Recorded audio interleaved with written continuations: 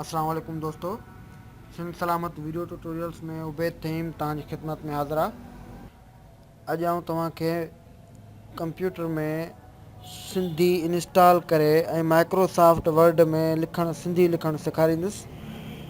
त सभ खां पहिरियां पाण पंहिंजे शुरू कयूं था, सिंधी इंस्टॉल कंदासीं। जेकॾहिं तव्हां वटि MB सिंधी जो सॉफ्टवेयर आहे त ठीकु, अगरि न आहे त burgley.com तव्हां खणी वठो। ठीकु, उन खां पोइ जीअं मूं इहो डाउनलोड करे वरितो आहे, हाँ हिन MB सिंधी सॉफ्टवेयर ते माउस सां राइट क्लिक करे ओपन करियो। ठीकु, पोइ यस, मूं वटि विंडोज़ 7 थियल आहे, इन करे इहा ऑप्शन घुरे थो, परमिशन घुरे थो।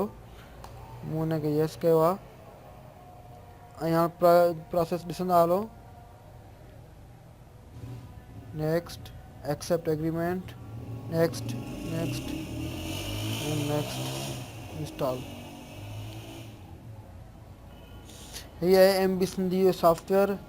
जीअं ई इंस्टॉल थी वेंदो त हिते हीउ जेको आहे बार आहे, ठीकु, हिन में 2 हींअर लैंग्वेजिस आहिनि, 3 लैंग्वेज बि ऑटोमेटिक अची वेंदी। MB खुर्शीद, यस, ओके। तव्हां ॾिसंदव हिते 3 लैंग्वेज अची वई आहे पर्शियन जे नाले सां। असल में इहा सिंधी लैंग्वेज आहे। ठीकु, जीअं ई इंस्टॉल थी वियो त उन खां पोइ फ़ॉन्ट इंस्टॉल कयूं था। राइट क्लिक करे हिन ते इंस्टॉल जे बटन ते क्लिक कयोसीं। This font is already install. ठीकु आहे, do you want to replace it? हा बाबा, रिप्लेस था कयूं हिन फ़ॉन्ट खे। ठीकु दोस्तों, हाणे असां माइक्रोसॉफ्ट वर्ड में सिंधी लिखूं था त तव्हांखे इहे सिंधी कीबोर्ड यादि हूंदो। अगरि यादि न हुजे त इंस्टॉल करण खां पोइ, MB सिंधी इंस्टॉल करण खां पोइ डेस्कटॉप ते हिकिड़ी इमेज ठहियो अचे MB सिंधी 2010 जे नाले सां। हिन में तव्हां ॾिसी सघो था त कीबोर्ड आहे। ठीकु, कीबोर्ड लेआउट आहे, हिन में सभु कीज़ लॻल आहिनि। काफ़ जेको कहिड़े बटन ते आहे, क्यू ते आहे, पोइ उन खां पोइ स्वाद, पोइ ये, ईअं सॼो तव्हांखे हीउ कीबोर्ड हिकु दफ़ा यादि करिणो पवंदो, ॾिसणो पवंदो। ठीकु, उन खां पोइ हाणे असां शुरू कयूं था माइक्रोसॉफ्ट वर्ड खे। मूं वटि हिते माइक्रोसॉफ्ट वर्ड 2010 इंस्टॉल थियल आहे। दोस्तों, सभ खां पहिरियां असां हिते पंहिंजी सिंधी ॿोली जेका आहे सो राइट टू लेफ्ट आहे, यानी साॼे खां खाॿे पासे लिखण वारी ॿोली आहे। उन करे असां हिन जी डायरेक्शन जेको आहे सो अलाइनमेंट राइट टू लेफ्ट कंदासीं हिन ते जस्ट क्लिक करे। उन खां पोइ हितां खां सिंधी ॿोली सिलेक्ट कंदासीं।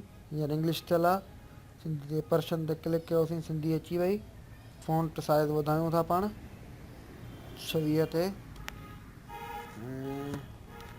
लिखूं था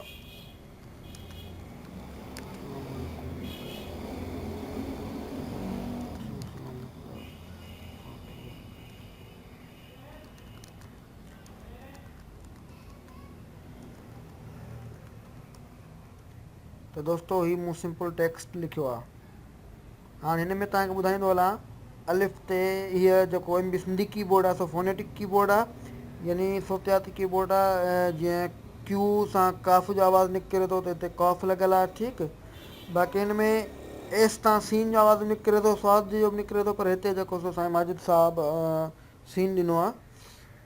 ठीकु, पाण हिते लिखूं था सिंध, सेन नून वई साधू वारे जेको सो बटन ते सिंध सलामत .com। त दोस्तों हीअ असां सिंधी टेक्स्ट लिखियो आहे। ठीकु, हाणे असां हिन खे पंहिंजो फ़ॉन्ट चेंज कंदासीं।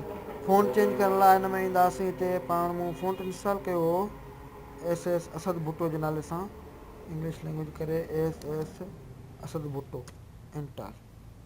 ठीकु दोस्तों, त हीअ सिंध सलामत असद भुट्टो फ़ॉन्ट जो नमूनो बि आहे। ठीकु, अच्छा, इन खां पोइ मां तव्हांखे ॿुधाईंदो हलां त जेको MS वर्ड में तव्हां किताब कंपोज़ करे सघो था, डिज़ाइनिंग करे सघो था। डिज़ाइनिंग बहरहाल कोरल ते थींदी आहे, पर कंपोज़ करे सघो था ऐं बेसिक डिज़ाइन तव्हां ठाहे सघो था। ऐं इन जो जेको सो शादी कार्ड, विज़िटिंग कार्ड बि ठाहे सघो था हिन ते। इंशाल्लाह नेक्स्ट वीडियो ट्यूटोरियल में तव्हांखे MS वर्ड में लेटर ऐं दरख़्वास्त कंपोज़ करणु सेखारींदुसि। तो मूंखे इजाज़त, अल्लाह हाफ़िज़, अस्सलामु अलैकुम।